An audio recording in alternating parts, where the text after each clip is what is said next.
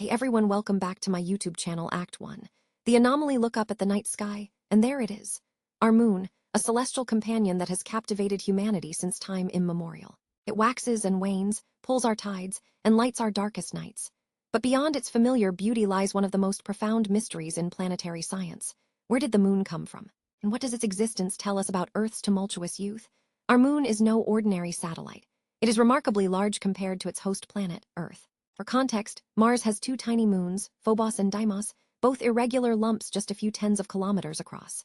Jupiter and Saturn boast dozens of moons, many of them captured asteroids or smaller bodies, but even their largest, like Ganymede and Titan, are dwarfed by their gas giant parents.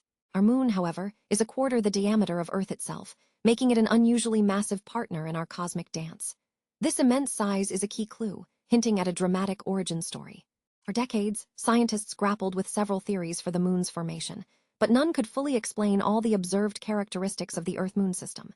Then, a revolutionary idea emerged, gaining widespread acceptance in the scientific community: the giant impact hypothesis.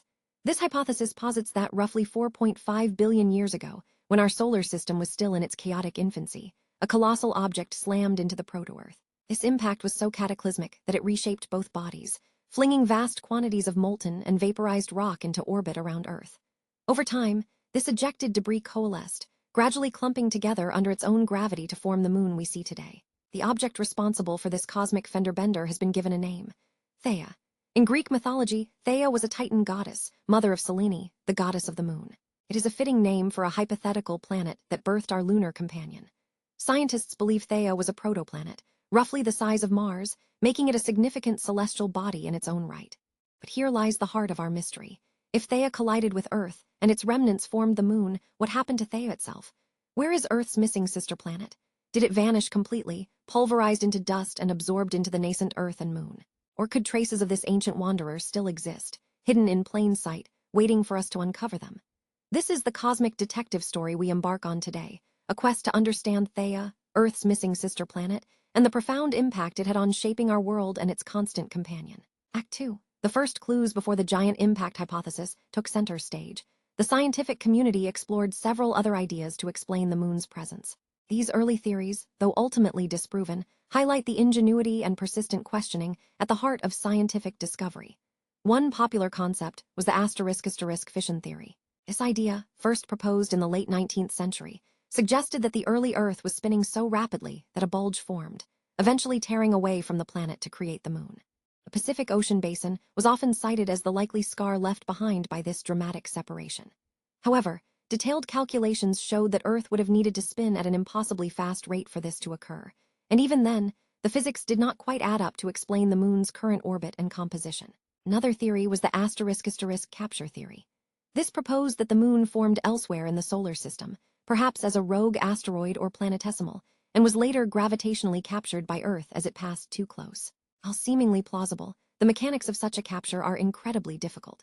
For Earth to capture such a large body, the moon would have needed to lose a precise amount of energy at just the right moment to settle into a stable orbit, rather than either escaping or crashing into Earth. Such a precise celestial ballet seemed statistically improbable. Then there was the asterisk co-accretion hypothesis also known as the condensation theory. Suggested that the Earth and moon formed together, side by side, from the same primordial cloud of gas and dust that gave birth to the rest of the solar system. The main problem with this theory was its inability to account for the significant differences in composition between Earth and the moon, particularly the moon's much lower density and its depleted iron core compared to Earth's. If they formed from the same material, they should be more similar. The turning point in this scientific debate came with the Apollo missions in the late 1960s and early 1970s. Astronauts brought back hundreds of kilograms of lunar rock and soil samples, providing scientists with tangible evidence from another celestial body. These precious samples were subjected to rigorous analysis, and their secrets began to unravel the moon's true origin. The Apollo samples provided several critical clues that fundamentally challenged the older theories and pointed towards a violent birth. First, lunar rocks were found to be significantly depleted in volatile elements, those with low boiling points, like water, sodium, and potassium.